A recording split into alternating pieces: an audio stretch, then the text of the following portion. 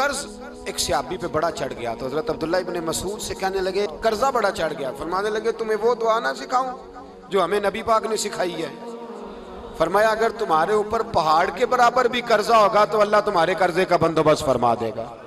पर मसला यह है दुआएं याद करनी पड़ती हैं और पढ़नी पड़ती हैं, याद करनी पड़ती हैं। और हम हैं तावीज़ पे लगे हुए कि कुछ लिख के दे दें ताकि बांध लूं।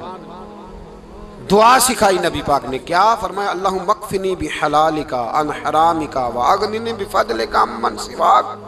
फरमाया ये दुआ मांगा करो, ऐ अल्लाह मुझे किफ़ायत करने वाला रिज़्क़ अता फरमा और मुझे हराम से बचा और मुझे अपने फजल के साथ दूसरों से बेनियाज कर दे।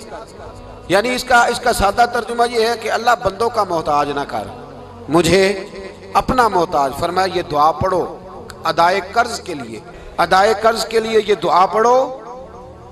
अल्लाह तबारक व तआला पहाड़ के बराबर भी कर्जा होगा तो तुम्हें अल्लाह उससे निजात अता कर देगा। नबी पाक सल्लल्लाहु तआला अलैहि वसल्लम ने एक हदीस में गुस्से की दुआ भी बताई है।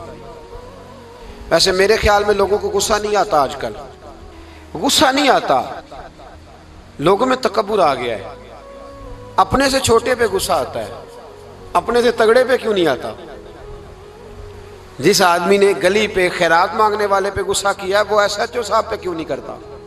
गुस्सा तो गुस्सा है ना, सब पे होना चाहिए, लेकिन बड़ा समझदार गुस्सा है। गरीब आदमी को देख के गुस्सा आता है, अमीर आता है तो गुस्सा निकल जाता है। तो मैं तो कहता हूँ लोगों को गुस्सा, अगर तुझे गुस्सा आता है तो मार दीवार के साथ टक्कर तेरे गुस्से की समझ आए। ये किस किस्म का गुस्सा है जो गरीब पे ही हाथ उठा रहा है तू? खुदा रा ख्याल फरमा। गरीबों के हक में बड़ा गुस्सा, मजबूरों के हक में बड़ा गुस्सा, मातहतों पर। और अगर चौधरी साहब आ जाए तो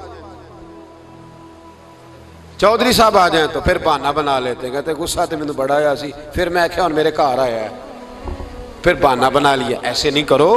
नबी पाक सल्लल्लाहु अलैहि वसल्लम ने दुआ सिखाई बुखारी में, फरमाया जब गुस्सा आए तो पढ़ा करो आऊज़ु बिल्लाहि मिनश शैतान। आती है ना दुआ माशाअल्लाह, आऊज़ु बिल्लाहि मिनश शैतान। जब गुस्सा आए तो ये वाली दुआ पढ़ लिया करो। नबी पाक अलैहिस्सलातु वस्सलाम ने इरशाद फरमाया कि जब तुम्हारे भाई को छींक आए ना तो छींक आने वाले को कहना चाहिए अल्हम्दुलिल्लाह। छींक आए उसने क्या कहना है? याद हो जाएगा, क्या कहना है? अल्हम्दुलिल्लाह। और जो सुने उसने कहना यरहमुकल्लाह। क्या कहना है? यरहमुकल्लाह, अल्लाह तुझ पे रहम करे। ये पढ़ना है उसने। हजरत अब्दुल्ला बिन मुबारक रहमतुल्लाह तआला अलैह ना दरिया के किनारे खड़े थे, कश्ती से उतरे थे अभी और वहीं खड़े थे। तो एक आदमी, दो चार लोग कश्ती में किनारे से आपके पास से गुजरे तो एक को छींक आई, उसने कहा अल्हम्दुलिल्लाह। अब सुन्नत है कि जवाब दो यरहमुकल्लाह, अल्लाह तेरे ऊपर रहम फरमा। जवाब देना था लेकिन वो कश्ती तेजी से गुजर गई। हजरत अब्दुल्ला बिन मुबारक रहमतुल्लाह तआला अलैह ने मल्लाह को बुलाया, फरमाने लगे उस कश्ती का पीछा करना है। वो कहने लगा सवारियां बैठेंगी तो जाऊंगा। उस जमाने में जो पूरी कश्ती का एक साइड का किराया था वो 5 दिनार था। फरमाने लगे तू ना इस तरह कर, स्पेशल मुझे ले जा बिठा के। क्या लेगा? उसने कहा 20 दिनार लूंगा। फरमाया 20 ही दूंगा। उस कश्ती का पीछा किया और जिस आदमी को छींक आई थी ना उससे जाके यरहमुकल्लाह कहा। उसने जवाब में जज़ाकल्लाह कहा तो आप फरमाने लगे मेरा काम हो गया, वापस चला। मल्लाह दुनियादार था, वो सोचने लगा, पहले तो उसने सोचा मेरा क्या है, 20 दिनार तो उनके गए हैं। लेकिन जब उतरने लगे ना तो 20 दिनार दिए या 20 दिरहम दिए।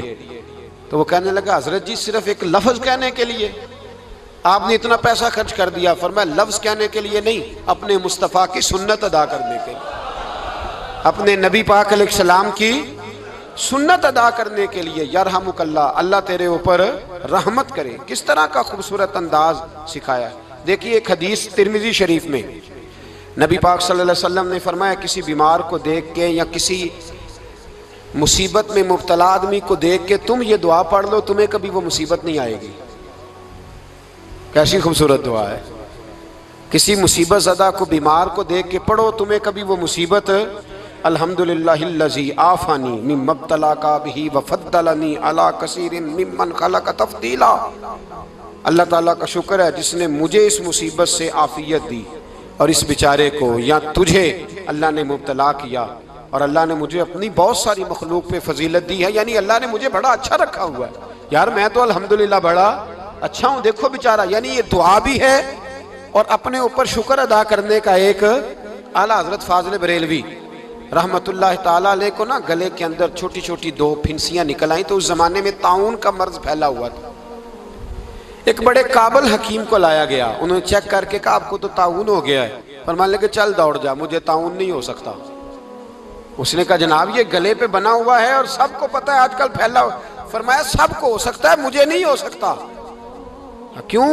फरमाने लगे एक बंदे को ताउन हुआ था तो मैंने उसे देख के वो दुआ पढ़ ली थी जो नबी पाक ने बताई है, लिहाजा हुजूर का फरमान है तो मुझे हर बीमारी आ सकती है पर यह बीमारी आ सकती। वो शख्स कहने लगा जी मुंह में भी गिल्टियां चली गई, खोल नहीं रहा, क्या होगा?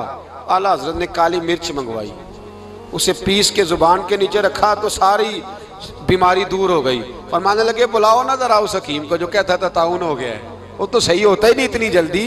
फरमाया हर चीज बदल सकती है पर मेरे नबी का फरमान नहीं बदल सकता, मेरे रसूल पाक अलैहिस्सलाम का फरमान नहीं बदल सकता। तो अजीज दोस्तों नबी पाक, अब बड़ी खूबसूरत बात आई, सारी खूबसूरत थी, बड़ी प्यारी बात आई।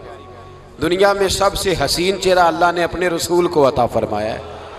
नबी पाक का चेहरा भी हसीन है। मुख चंद बदर शाह शानी है, मत्थे चमक दी लाट नूरानी है, काली जुल्फ ते अख मस्तानी है, मखमूर अखी है न मद भरी। प्यारा चेहरा है हुजूर का। जितना चेहरा प्यारा था उतने ही हुजूर के अखलाक भी बड़े प्यारे थे। लेकिन मेरे नबी पाक अलैहिस्सलाम जब आईना देखते, क्या देखते? हुजूर जब आईना देखते, हमारे नौजवान भी सारा दिन आईने के आगे खड़े रहते हैं, कभी बाल इस तरह के बनाते हैं कभी इस तरह के। तो मेरा कई दफा दिल करता है कि मैं इनसे कहूं कि तू आईने को कह रहा है झूठ बोल, पर वो कैसे बोले? तू कह रहा है आईने को कि तू क्या सबसे प्यारा तू ही लग रहा है, पर वो कैसे बोले? उसने तो सच बताना है। उनको आईना जो दिखाया तो बुरा मान गए। तो मेरे अजीज याद रखिएगा नबी पाक सल्लल्लाहु अलैहि वसल्लम भी आईना देखते। आईना देखना हुजूर की सुन्नत है। कोई सुन्नत समझ के आईना देखेगा तो एक दफा देखने पर 100 शहीदों का सवाब मिलेगा। लेकिन नबी पाक सल्लल्लाहु अलैहि वसल्लम आईना देखते क्या कहते? अल्लाहुम्मा अंत हसन खल्की फहस्सिन खुलूकी।